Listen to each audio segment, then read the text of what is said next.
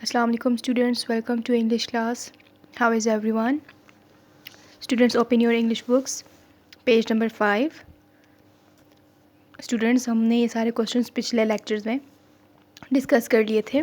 आज हम part B करेंगे. Circle the correct article A and D in each sentence. अब हमने पिछले लेक्चर में आर्टिकल्स को डिस्कस किया था. ठीक है, हमें पता है हमारे पास इंग्लिश में 3 आर्टिकल्स हैं, ए एंड दी. ठीक है, ए और एन हमारे पास इनडेफिनेट आर्टिकल्स हैं, जबकि दी हमारे पास डेफिनेट आर्टिकल है. The first one has been done. ये हमारे पास 3 ऑप्शंस हैं. ठीक है, यहाँ पर 5 पॉइंट्स हैं. हर पॉइंट में 3 ऑप्शन दिए गए हैं. इनमें से जो हमें ठीक लगता है हमने उसको सर्कल करना है. The first one has been done. Hazrat Mohammad सल्लल्लाहु अलैहि वसल्लम was looked after by dash foster mother, by a foster mother. Second point है हज़रत मोहम्मद सल्लल्लाहु अलैहि वसल्लम नेवर टोल्ड अ लाई. यहाँ पर हम अ को सर्कल करेंगे. हज़रत मोहम्मद सल्लल्लाहु अलैहि वसल्लम was kind to dash poor slaves. तो इसमें आएगा to the poor slaves. Fourth point है हज़रत मोहम्मद सल्लल्लाहु अलैहि वसल्लम was dash grand son of Hashim, was the grandson of Hashim. 5 point है. 5th पॉइंट हमारे पास आता है हज़रत मोहम्मद सल्लल्लाहु अलैहि वसल्लम treated dash rich and dash poor alike. Treated the rich and the poor alike. Move to page number 6. Vocabulary. Parts of speech in dictionary है. यहाँ पे हम थोड़े से डिक्शनरी को डिस्कस करेंगे. ठीक है, A dictionary will tell you the part of speech of the word can be. The part of speech is usually denoted with an abbreviation. Students, आपके पास अगर कोई बुक वगैरह है डिक्शनरी की तो बहुत अच्छा है. अगर आपके पास नहीं है बुक तो आप ऐसे करें, या तो बुक परचेज़ कर लें या फिर अपने फ़ोन में एंड्रॉयड में कोई जो डिक्शनरीज़ होती हैं, ऑक्सफोर्ड डिक्शनरी हो गई या फिर मरियम वेबस्टर, इन दोनों में से कोई एक डिक्शनरी को आप अपने पास डाउनलोड कर लें, क्योंकि ये डिक्शनरीज़ आपको हर जगह काम आएगी. ठीक है, सिर्फ इंग्लिश में नहीं बल्कि बाकी जो साइंस या मैथ्स के जो इंग्लिश यानी कि इससे रिलेटेड जो सब्जेक्ट्स हैं उनमें भी आपको काम आएगी. डिक्शनरी में आपको हर वर्ड के मीनिंग्स भी बताए जाते हैं. इसके अलावा ये भी बताया जाता है कि वो वर्ड कौन सा पार्ट ऑफ स्पीच है, whether it is noun, pronoun, verb, adverb, या कोई भी पार्ट ऑफ स्पीच है वो मेंशन किया जाता है. अब यहाँ पर हमारे पास डिक्शनरी की डेफिनेशन है.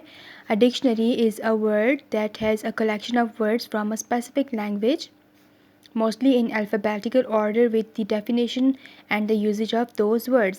डिक्शनरी कोई बुक होती है या कोई भी हमारे पास सोर्स होता है जिसमें एक स्पेसिफिक लैंग्वेज यानी कि ख़ास लैंग्वेज की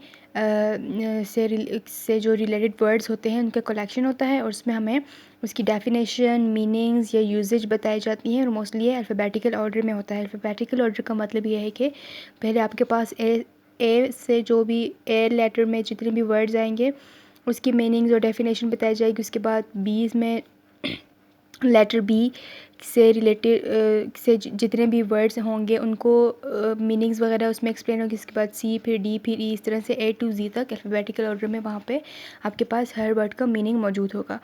उन्हीं मीनिंग के साथ आपको पार्ट ऑफ स्पीच भी बताया जाएगा कि ये वर्ड कौन सा पार्ट ऑफ स्पीच है. जैसे अब यहाँ पर एक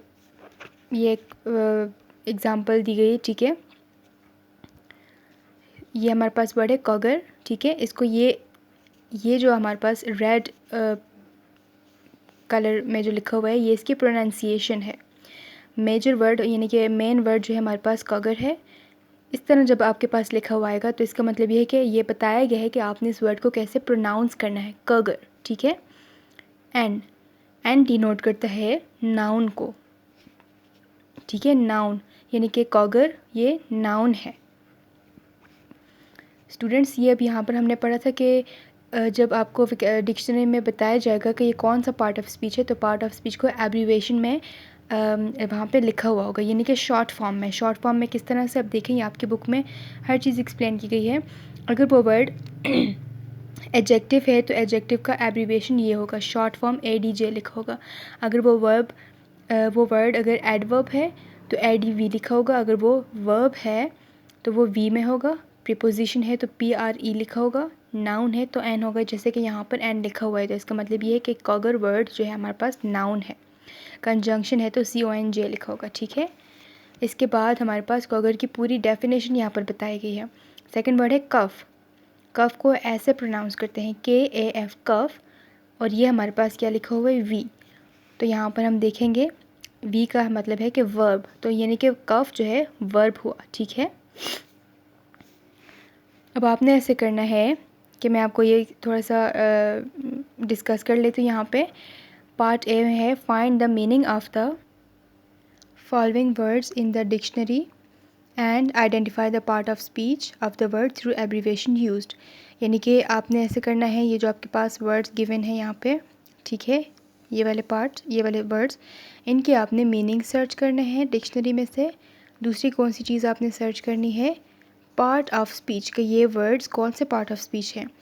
पहला वर्ड है, इसका मीनिंग आपको मैं बताती चलूँ, इसका मतलब है सिंपल, यानी कि सादगी, ठीक है, सादगी, सिंपल। मोडेस्ट, मोडेस्ट का मतलब है सिंपल।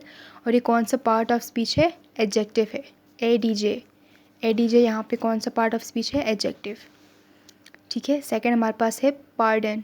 पार्डन का मतलब है माफ़ी मांगना या माफ़ी, ठीक है, तो ये कौन सा पार्ट ऑफ स्पीच है, नाउन। थर्ड वर्ड हमारे पास है पिटीड। पिटीड का मतलब है तरस खाया या रहम किया। इसका पार्ट ऑफ स्पीच आपने सर्च करके यहीं पर लिखना है, ठीक है, बुक में ही लिखना है पेंसिल के साथ। नेक्स्ट वर्ड है कनक्वेर। कनक्वेर का मतलब है फ़तह किया। कर्ज, कर्ज का मतलब है बददुआ, मर्सी, रहम। इन सब के पार्ट ऑफ स्पीच आपने सर्च करके यहीं पर लिखने हैं। नेक्स्ट हमारे पास है B, consult a thesaurus and find out the synonyms of the following words. Okay students, आज के लिए इतना काफ़ी है, ठीक है। पार्ट B और इससे अगले जो हमारे पास एक्सरसाइज में जो भी हमारे पास पार्ट्स हैं उसको हम इंशाल्लाह नेक्स्ट लेक्चर में डिस्कस करेंगे। आज के लिए इतना काफ़ी है। Thank you, take care.